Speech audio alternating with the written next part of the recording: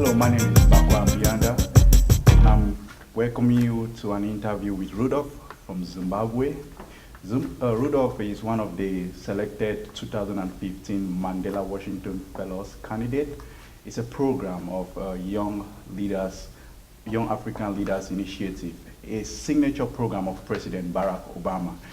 Thank you for being on the show. Thank you for inviting me. Now, can you tell us what you do back in Africa that gets you selected for such a huge program? Wow, that's a big question. What I do is a couple of things. I run an entrepreneurial enterprise innovation hub in Harare, which is the capital of Zimbabwe. And that hub focuses on giving skills and training as well as a network for young and aspiring entrepreneurs, whether they're just starting out or whether they're established and they're trying to accelerate their businesses. And that's predominantly what I do. But I'm also an entrepreneur, so I have businesses of my own that I run as well, in which I'm aiming to try and stimulate our private sector in Zimbabwe. That sounds really good. You know, I'm a young guy from Africa and I've spoken to a lot of young people from Africa, and one great concern that they have is the fact that they believe that great entrepreneurs started big. Great entrepreneurs started with connections, with great families. So how did you get started? With an idea, and I think an idea born out of seeing a situation that wasn't great and wanting to change that situation and make a difference, and seeing a business opportunity within that. So did you have some mentors, or do you have some role models that you had to look up to? Yes. I think my greatest role models are my parents. My father is an entrepreneur. Mm-hmm. He's run his own legal practice for over 20 years. It's almost 27 years. My mother also has done various things, run various types of businesses. They're both very philanthropic. They've been part of Rotary for as long as I can remember, and everything they do, everything they approach is, there's an issue, there's a problem. How can we solve it? How can we be a better citizen and help in our community, in our environment, and also at the same time, how can we be savvy so that we're able to make an income and look after our families? And I think they're my greatest inspiration. That is really great. So on my own personal end, I've learned that nobody in this world can survive without having a mentor. If you're trying to go to somewhere, you need those kind of role models. Take, for example, Michael Jordan had Phil Jackson, Tiger Woods. Anytime you see him miss the ball, he always look on the right because he looks at his mentor. So you were fortunate to have a mentor and a role model. What advice do you have for young people who are growing up and they don't have those people? They don't have that opportunity to have somebody look at them and say, I believe in you. You can do this. You can go get this. What advice do you have for them? Well, certainly, one of the reasons why we started Stimulus was to answer that issue of young people living or growing without proper role models. And our mentorship program is one of our flagship programs at Stimulus, and it's really designed in two ways. One, for a peer, to have that peer mentorship, to have someone who's cheerleading with you and who's going through the same things, who can share experiences. Mm-hmm. At the same time, we have senior, established and seasoned business people who are able to also come in and give the young people support, advice, and being in an environment like that, I think, is critical when you're starting out and when you're trying to build and develop yourself, particularly in Africa, where it's more about who you know than what you can do. Exactly. Yeah. So if you can be in a hub environment, in an ecosystem that is supporting entrepreneurship, that is prepared to support you, champion you, connect you to the right people, that gives you that step that you need. Absolutely. That's really good. See, I learned this from my own mentor. My mentor is Les Brown. He's one of the biggest motivational speakers. And he said, as a young leader or a young entrepreneur, you need to create what they call collaborative, achievement-driven, supportive relationships. And I feel a lot of young Africans are lacking that. Because my mother raised me up to understand that if you run around with 9 broke people, you will become number 10. So young people need to raise up the game, raise their relationship. So what do you have in terms of young people who hang around a lot with negative people, who hang around with people who tell them, you can't do this, you don't have a lot of money, you can't travel to this country, you can't be part of yearly program, you won't make it, they won't select you, your idea is not right. What do you have to say to those young people? Run as fast as you can away from people like that.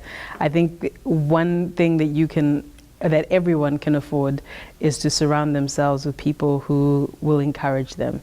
And where you find yourself in an environment where people are discouraging you or where people are reinforcing your fears, you need to run out of there and you need to go and be around people who will support you. Find an ecosystem, find even one friend, which is why we do the peer coaching system, because if you have one friend who's going on the same path as you, that is enough to help you have that courage, so that you know you've always got one person you can call and say, hey, today I feel really discouraged, I feel down, or my mother said that I wasn't doing well, or my cousin or my friend, and that person will say, hey, but you know what, the road is long, but we're traveling together, we're growing together, let's keep going. And that keeps you focused and gives you the drive to keep going from day to day. So really, it's, pick wisely when you're dealing with friends, definitely. That really sounds good. That boils down to one of my philosophy that says, let go or be dragged. So you either let go of some relationships or they'll drag you. But there's some young people out there, especially in Africa, that have ideas. They have the great ideas. Maybe their school doesn't teach them, give them machines, but doesn't teach them how to create the machines. Give them different things, but not the resources. But a lot of them stop in the fact that there is low capital for them to start. What do you have with those to tell those young people who have great ideas, but they don't get started because of finance? You don't need money to start a great idea. You don't need money to get up out of your bed in the morning and begin. And every step that you take towards achieving your dream, it builds you up. And as you're taking those steps, whatever they are, eventually you'll get where you're going. So for someone who's out there, who's thinking about starting a business, or who has an idea and they think, oh, if I only had money. But you may not have money, but you may have a smartphone. Sell your smartphone, get a cheap phone, invest your own money. What are you willing to sacrifice to see your dreams realized?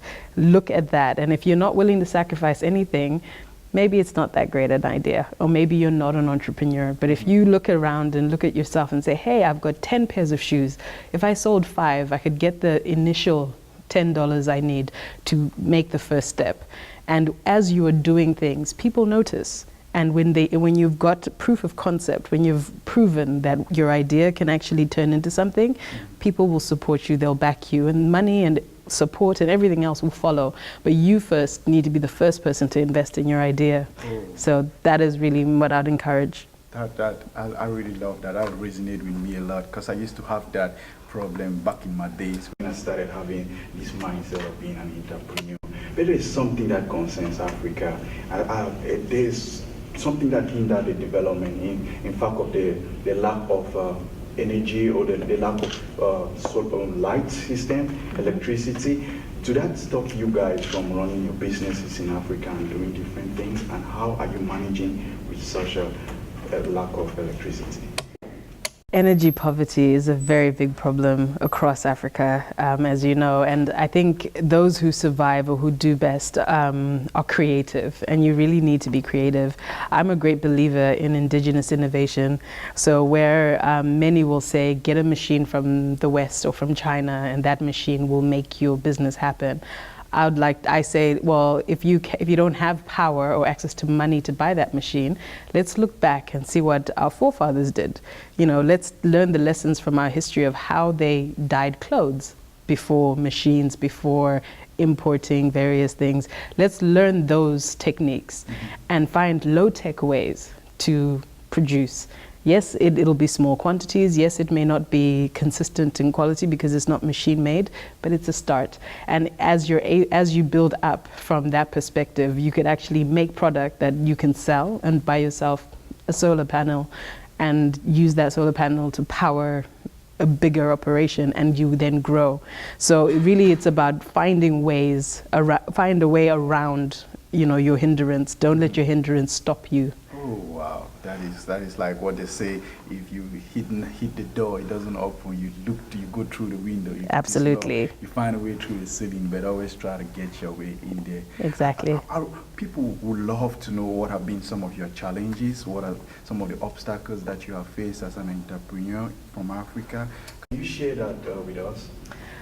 Definitely, some of the challenges are network, knowing the right people to open the right doors. At times that's been a challenge. The challenges, as you've mentioned, issues with infrastructure, power issue, all of those, the general problems that you hear of. Obviously the cost of borrowing is very high, so even when you've proved your concept and you're ready to scale up, it's a difficult decision to say, should I go and borrow, at 22% interest and things like that. So there have been challenges like that where you're really having to walk circumspectly and not rush into decision making based on the circumstances that you see around you, and trying to keep a long-term view in the business that we're developing. So, yeah. Any specific kind of books that you read that helps you get over those kind of challenges? Wow, books, lots of different books.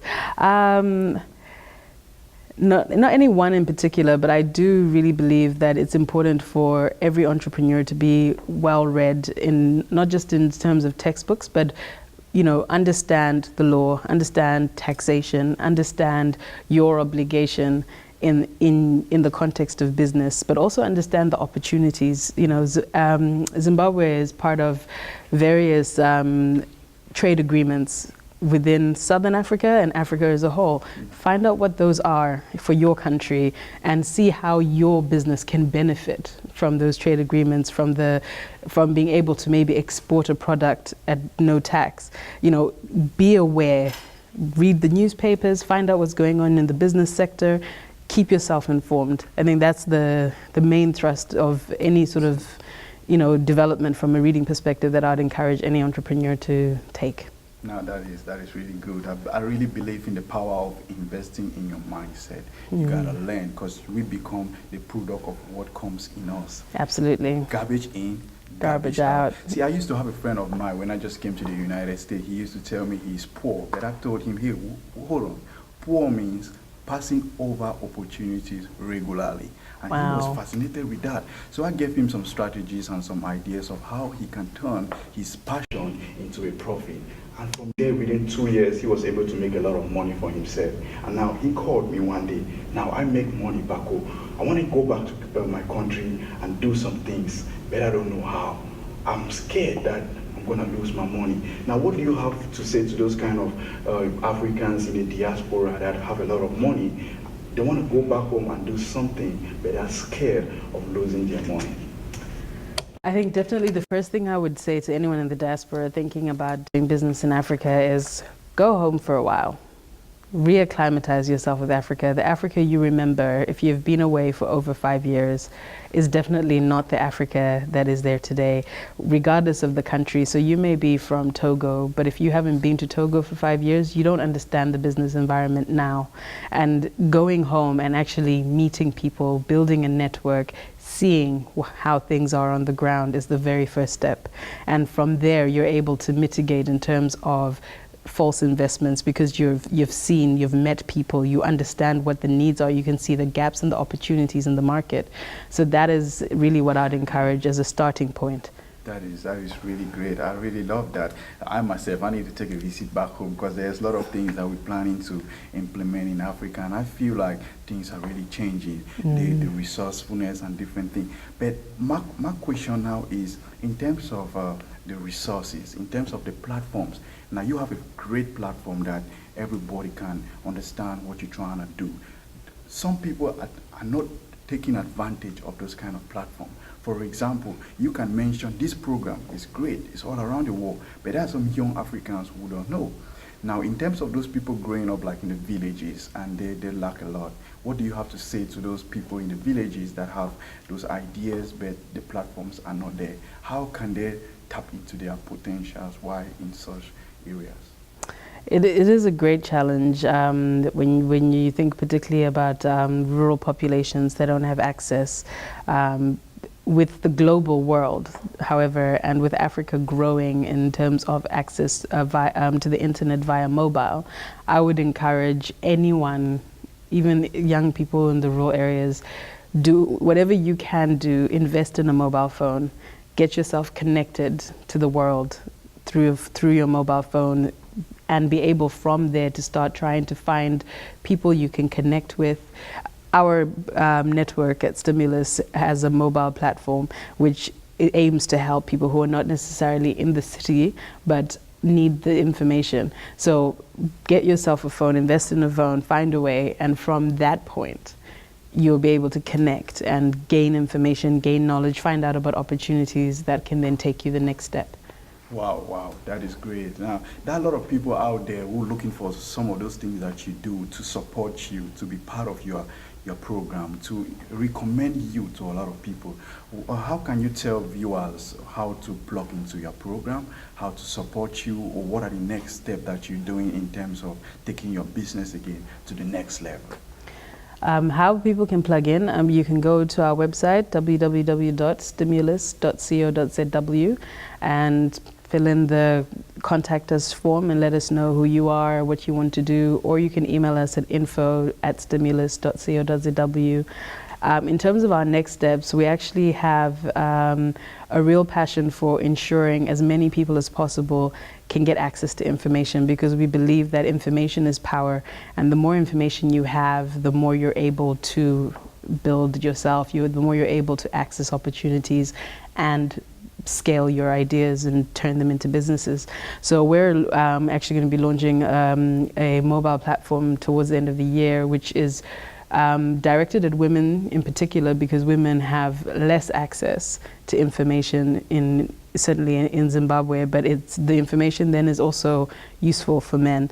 And our goal with that project is really to try and reach everyone. So when I say a person in the rural areas should try and get a phone, even a basic phone will be able to access that platform, because we'll have a mobile application but a USSD platform as well. So even with a basic non-smartphone, you'll be able to access information. And I think that's the key, being able to give people information. And if anyone has ways that they can help us, give more information to a wider demographic, we would love to to partner rather with people like that. That sounds really good. Now, viewers, you have been watching a young entrepreneur from Africa that decided that I'm not going to work for a living, but I'm going to live my making. She's in the United States of America right now, getting more information, learning, getting trainings to go back and take her business into the next level. You heard how you can connect, how you can support, and how you can plug into her system. I want to really thank you for being who you are, for being in this world. You represent one out of millions of young people from Africa that have decided that I'm gonna live my making. And for who you are, the world is a better place because you showed up. Thank you so much for being on the show. Thank you.